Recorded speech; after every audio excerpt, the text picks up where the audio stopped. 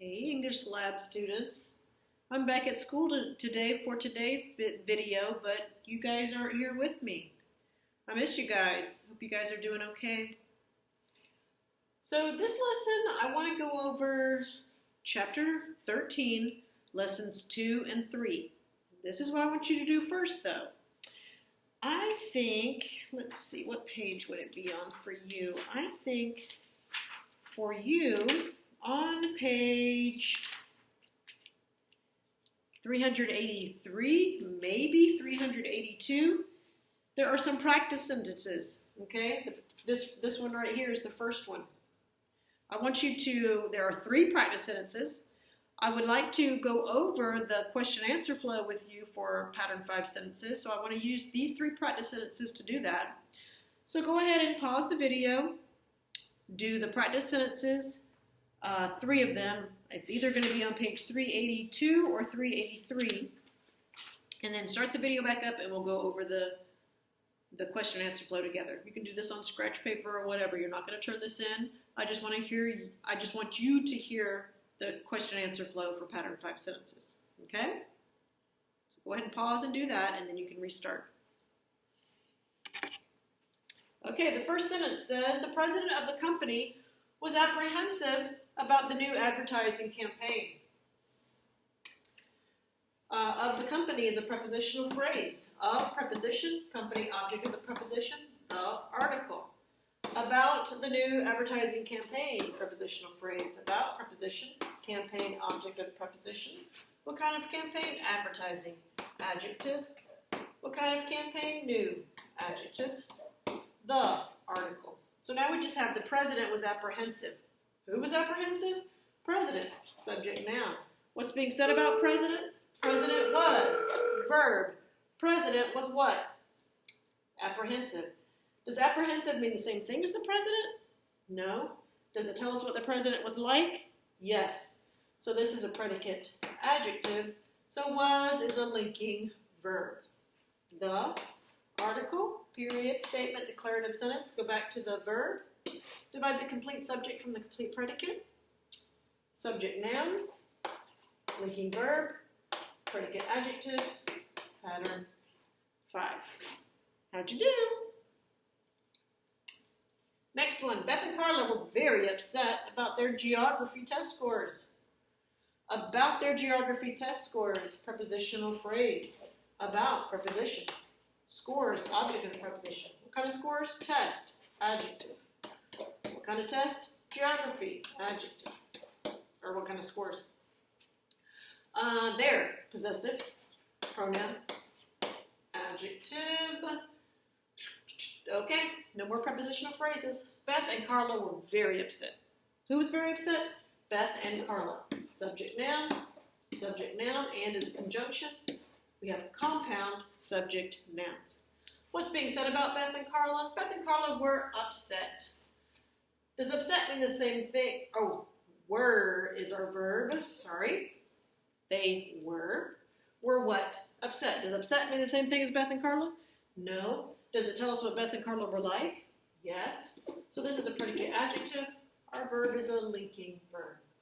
How upset? Very. Adverb. Exclamation mark, exclamatory sentence. Go back to the verb to separate. Subject, noun, linking verb, predicate adjective, pattern 5. Last one. The old receipt was torn and barely legible. What was torn and barely legible? Receipt, subject, noun.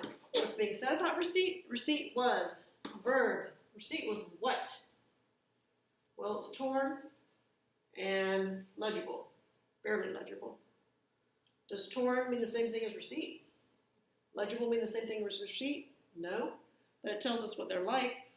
Predicate, adjective, predicate, adjective. Was is a linking verb, okay? And is a conjunction, so we have compound predicate adjectives.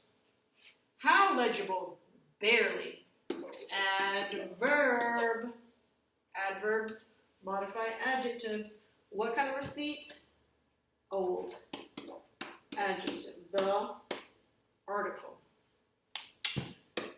declarative sentence. Go back to the verb. Subject, noun, linking verb, predicate, adjective. Okay? Hope you guys did well. Just wanted you to hear the question and answer flow for some pattern 5 sentences. Okay? Okay, so now let's move on to chapter 13, lesson 2. Grab your book, open it up. We should be on page 383, I think. Let's look at reference 184. Today we're talking about degrees of comparison of adjectives. Okay, we do this a lot all the time when we're speaking and when we're writing, but sometimes we do it incorrectly. Okay, degrees of comparison. Our first one would be called the simple form. This is when we're not comparing anything. Okay, we would say the car is fast. I'm not comparing two cars. I'm not saying one is faster than the other one. I'm just using an adjective to describe the car. The boy was nervous. The dinner is good.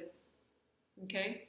So in simple form, we're using adjectives to describe nouns, but we're not comparing 2 nouns or 3 nouns or anything like that. Okay? Number 2 is the comparative form. Comparative. It says it right here in the name. Compare. You're comparing 2 things. Okay? Miss Dern used the wrong 2. How could she do that? Ooh. Compare 2 nouns. So if I'm comparing 2 cars, okay, I might say one is faster than the other one. Okay? If I'm comparing 2 people, I would say one is more nervous. Now, I want you to think about this. This word, nervous, has 2 syllables. Okay? And 2-syllable words, most of them I don't say he is nervouser than the other person. We don't say it that way. We say someone is more nervous. Okay? This one, fast, is 1 syllable. So we can change it to faster. But when we get to bigger syllable words, we have to think about, can I use ER at the end, or do I have to use more? Okay? And then some adjectives are irregular. Okay, if I was comparing 2 meals, okay, and good is an irregular adjective, so I don't say this meal is gooder than the other meal. That is awful. Okay, so we say one meal is better than the other meal. Okay, so you got to think about it. Is my adjective, does my adjective have more than 1 syllable? Is it an irregular adjective? How do I turn it into the comparative form? Okay? And the last form, number 3, superlative form. This is when we're comparing 3 or more nouns. Okay? So think about it. If I have several, more than 2 cars, okay, one is going to be the fastest. Okay? If I have a bunch of nervous people, somebody is going to be the most nervous. I don't say he is the nervousest person of the group. I don't say it that way. I don't put EST on the end of nervous. Okay? And then if I'm comparing 3 meals, which one is the best? Okay? I don't say bestest. Okay? Don't make me Stern crazy. So we've got to think about, is our adjective 1 syllable? Does it have more than 1 syllable? Is it irregular? How do I take my adjective and turn it into the comparative form and the superlative form? Okay? So I hope you're looking at reference 184. Now it says at the bottom of that reference that irregular adjectives must be memorized. So let's look at those. The simple form, we did good just a minute ago. Good becomes better and then best. Bad or ill. Okay, I don't say somebody is badder than somebody else. I say worse.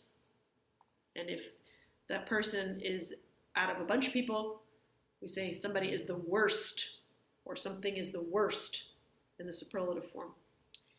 Little, if you're talking about an amount of something.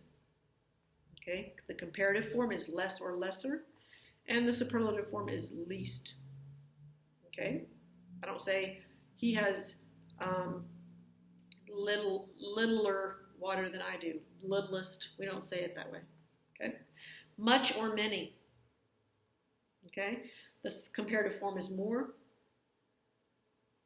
and the superlative form is most. Okay? So those we just have to memorize. And then at the bottom it says avoid double comparisons.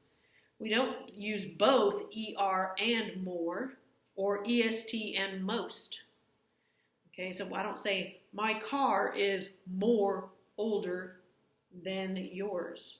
Okay, we don't use more and ER after old. Okay, we pick one or the other. My car is older than yours. Okay, or my car is more expensive than yours. Okay? Okay. So, simple form, comparative form, and superlative form for adjectives. Now, in your books, turn over to Chapter 13, Lesson 3. You're looking for reference 185 about double negatives. Okay, should be on page 387, I think. 387. Double negatives. Excuse me. Double negatives. Okay, it says double means two, negative means not. If you have a double negative mistake when you use two negative words in the same sentence. Most negative words begin with the letter N. Other negative words do not begin with the letter N, but they have a negative meaning. And then there's also some prefixes that give words a negative meaning. And they give you that right there in your reference, okay? Some negative words are neither, not, or if we have N''T in a contraction, that means not. Nobody, no, nowhere, none. No one, never, and nothing. Some other negative words, barely, hardly, or scarcely. And then negative prefixes, dis, non, and un, okay? So let's look at some ways to correct a double negative. So I've used the same sentence they used in the book. Debbie couldn't find nothing. Hopefully you think this sentence is terrible because this sentence uses a double negative. The N''T, not, is the first negative. Nothing is the second negative. So this sentence is incorrect because this sentence uses a double negative. Okay? So there are three ways that we can fix this. This is what reference 185 is about. The first way to fix it is to change the second negative to a positive. Okay, so this is the first negative, this is the second negative. So nothing says we could change it to anything. Debbie couldn't find anything.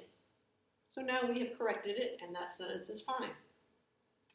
The second way to fix it is to take out the negative part of a contraction. So here's the negative part of our contraction. So if we just remove it, then we would be following rule 2. Debbie could find nothing. That keeps the meaning of what they want in the sentence, and it takes care of the double negative mistake. Number 3 says to remove the first negative word. Sometimes it requires you to change your verb. So if I remove this first negative word, it would be Debbie find nothing. So I would need to change my verb. You might say Debbie found nothing, or Debbie finds nothing. Okay? But I had to change my verb. I couldn't say Debbie find nothing. So if we use rule 3 and we remove that first negative word, sometimes our verb also has to alter a little bit. Okay? Okay. So look at the rest of reference 185 there. It says changing negative words to positive words. Number 1, it says change no or none to any. So no or none can be changed to any to get rid of the positive or the negative word. Number 2, nobody can become anybody. These are talking about if you're using rule 1 and you're trying to change a negative to a positive. Okay? Number 3, change no one to any one. Number 4, nothing changes to anything. Number 5, nowhere changes to anywhere. Number 6, never changes to ever. Number 7, neither changes to either. Or number 8, sometimes we can just remove the N''T from a contraction. Okay? Okay. So, if we end up with a double negative mistake, we've got 3 ways that we can fix it. In your workbooks, a lot of times they will tell you which way to fix it. Okay, they want you to practice all these different ways to give you more tools in your toolbox for fixing mistakes that you make in your writing or your speech. Okay? Okay. Miss you guys. Hope you guys are having a good day, and I will see you later. Bye.